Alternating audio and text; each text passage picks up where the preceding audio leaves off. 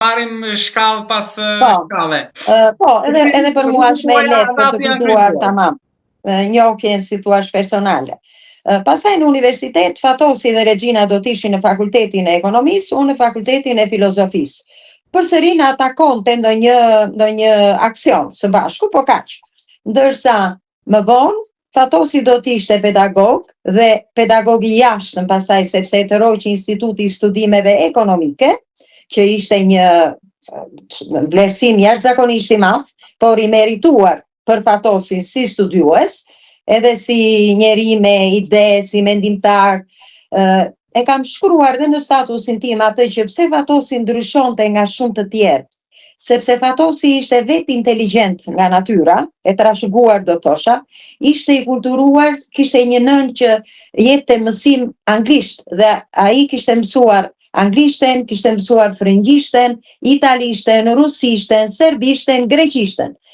Këto asnjëherë si trumbetoi, por unë i kam dëgjuar në një delegacion të Odirit kur erdhi për zgjedhjet dhe Fatosi po bënte ato marifetet e dushkut dhe ishte periudha balotazhit dhe ata po i kërkonin llogari. I thosha me të qeshur të tjerëve më vonë. Mua më vinte më duke e vështirë kjo lloj sjellje. Më duke sikur duhet ishim më transparent, po politika këto ka. Dhe ai u drejtua secilit nga pjesëmarrësit e delegacionit në gjuhën e tij. Dhe i thash miqve të mirë kur dola dhe mbaroi mbledhja, ata hyn me mendjen e tyre, dolën me Fatosit. Sepse me argumente, anglisht njërit, frëngjisht tjetrit, hungarezit, rusisht, që ata, po të përsosur, jo gjuhë që flasim ne për të kuptuar, por gjuhë pa asnjë lloj gabimi gramatikor. Dhe pastaj do të takoheshim në provimet e filozofisë, provimet e shtetit që quheshin atëherë, një provim formimi që jepej mbasi studentët mbaronin, jepnin pra për të diplomuar, mbaronin një provim filozofie, kështu ishte koha, boshti ideologjik, dhe një provim të lëndës. Në provimin e filozofisë kishte pyetje nga filozofia, materializmi historik, dialektik, dhe nga ekonomia politike që mbulonte Fatosi. Dhe shpeshherë na kishte qelluar të merrnin bazë student inxhinierisë, të shkencave dhe gjithmonë e bënin dallimin, edhe së bashku në bisedat që bënim ishte 3 komisioni, që sa të mirë dhe sa të sakt ishin studentët e shkencave në përgjithësi, e shkencave të natyrës. Dhe Fatosi i ngacmonte. Ndonjëherë bilej bënim ndonjë shenjë sepse i kalonte caqet e kornizës ideologjike, politike të kohës. Mund të ndodhte ndonjë provokacion, edhe t'i bënte ndonjë dëm. Ka qenë në limite, çfarë mbani mend? Ndonjë batutë që ka qenë në limitet e... Jo, Fatosi i pyeste ata për ekonominë e tregut dhe i thoshte, po si të duket ty kjo ekonomia socialiste, ke gjë në shtëpinë tënde? Ne atëherë ishim gjithë një e më keq po vinte. Në çorr mirështi për të marrë ose prindërit e tu për të marrë furnizime ato ushqimet kryesore. Pra, të tilla lloj pyetjesh dhe studentët ngrinin, po pastaj e mirë kuptoni dhe ktheni përgjigje që po duhet ndryshoj. Pra, Fatosi, unë them që jo vetëm që ishte për ndryshimin, po Fatosi ishte vetë ndryshimi. Periudha e turbullt e viteve 90 me rënien e regjimit, si ju gjeti? Atë dhe ju, si vazhdojmë?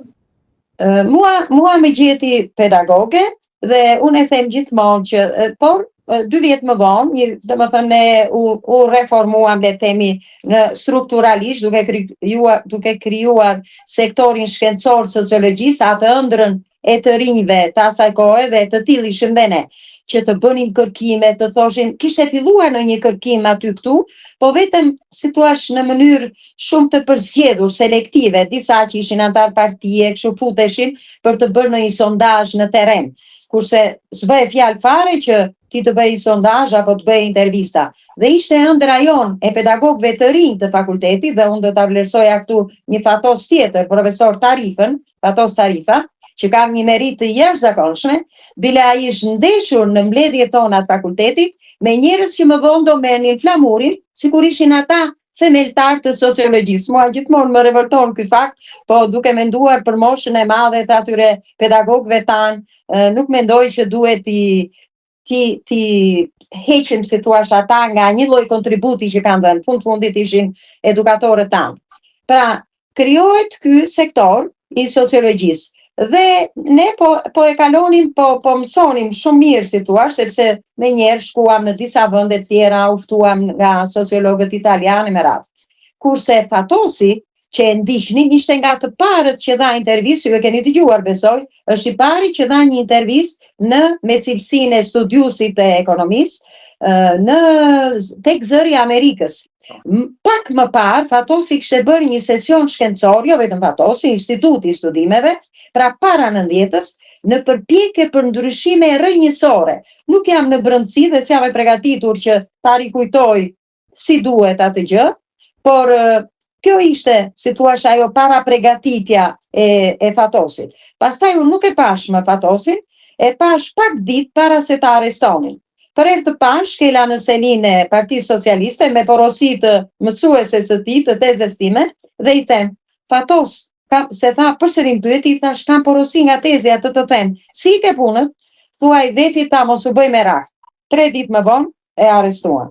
Dhe pastaj fillon ajo mbështetja ime në për mitingje, në për rrugë, sa herë që bëj fjalë për ta mbështetur Fatosin dhe kauzën e tij të drejtë, do thosha. Nga ajo periudhë, çfarë kujtoni më shumë, pra deri në momentin e daljes së tij nga qelia? E keni vizituar në qeli? Jo, nuk e kam vizituar, por duke si e rëndë edhe psikologjikisht për ne, edhe me thënë të drejtën edhe e shoqja, nuk është se kërkoj në një, sepse unë nisem gjithmonë nga të kërkoj në një mbështetje nga ne, sepse nisem nga ideja që nuk donte të na rrezikonte, jam e bindur për të. Ne tani shumë gjëra i kemi harruar, shikojmë buzëqeshjet e atyre politikanëve, ca kanë dalë në pension, janë zbutur tërësisht, po ishte një periudhë e vështirë. Një periudhë kur të anatemonin, unë për shembull nga përvoja ime kam më thirrën dhe më thanë këto gratë e Partisë Socialiste që unë i njihja nga shkolla, ishin pedagoge, në shumicën e tyre brezin tim kisha takuar ose i kishin pasur studente, edhe më thonë që meqense ti e njeh historinë dhe të luftës, do donim që të mbaje një fjalë për një ligjërat, si shtuhet sot, për partizanet, për gratë që morën pjesë në luftë. Dhe ishte 94, pra që shkonte, si thua, me përvjetorin e Kongresit të Beratit të gruas. Dhe unë e mbajta atë, kërkova ndej këtej, ndërkohë unë punoja. Kisha mbyll fakulteti dhe unë shkova me njerë të punoja në atë vend që mu krijua mundësia në qendrën spitalore universitare në degën e jashtme që quaj, për thjesht në një përkthim, shoqërojat huaj, për shkak edhe të njohjeve që kisha, padyshim. Isha arritur edhe me ata mjek. Bile aty kam kuptuar dhe i kam dhënë të drejtë mjekëve që pse ishin ata në vijën e parë të ndryshimit. Pra ata ishin para nesh, po e them si profesionist. Ata ishin në vijën e parë të ndryshimit, jo se ishte Berisha, ndoshta edhe për Berishën, por mund të them që pjesa më pa dinjitet e ndiqte Berishën, jo duke i futur të tërë në një kallop, po një pjesë jo e pak. Por mjekët në tërësi ishin sepse ata shikonin sëmundshmërinë, vdekshmërinë poshnjore. Ata ishin në vijën e parë të dobësive materiale, ekonomike të sistemit. I kam justifikuar plotësisht, tash njeriu duhet shkëputej nga librat dhe të njihte jetën. Fatosi sigurisht ishte në pararoj. Dhe e kuptoi kur sa doli, me vizionin që kishte. Dhe një moment tjetër do ta tregoj, kur i shkoi unë Fatosit, sepse më vijnë pedagogët e mi të vjetër, komunistë të vjetër, po njerëz shumë të mirë, të ndershëm, sepse sot ka një lloj paragjykimi, një lloj deformimi të asaj që ka ndodhur. Jo për t'i ndarë si duhet të mirën dhe të keqen, dëmet që janë sjell, sistemi sigurisht ishte ai që thuhet që nëse sistemi dështon ekonomikisht, ka mbaruar dhe s'duhet t'i kthesh me atij. Dhe ky ishte, nuk ishte komunizëm, ishte një lloj socializmi i vështirë që nuk arritëm as gjikundi.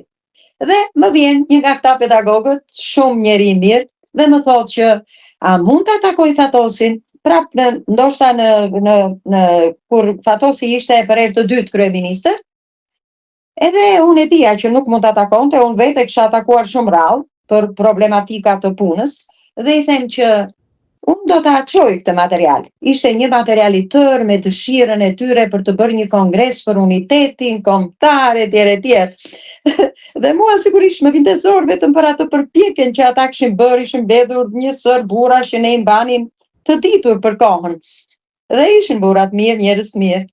Dhe shkoj te Fatosi dhe i filloj me shumë kujdes këtë histori. Sa e mira, më tha mua. Unë i kam mbyllur me këta, tha, të 41-shit, për kohë. Pra, më vonë, në fillim më erdhi si keq, sepse s'do plotsoja një gjë që thesh, i thash, po thjesht takoj, jo, tha, e kam mbyllur me ta. Dhe bërja të vlerësimin që duhet bënte. Dhe më vonë, e kuptova shumë mirë.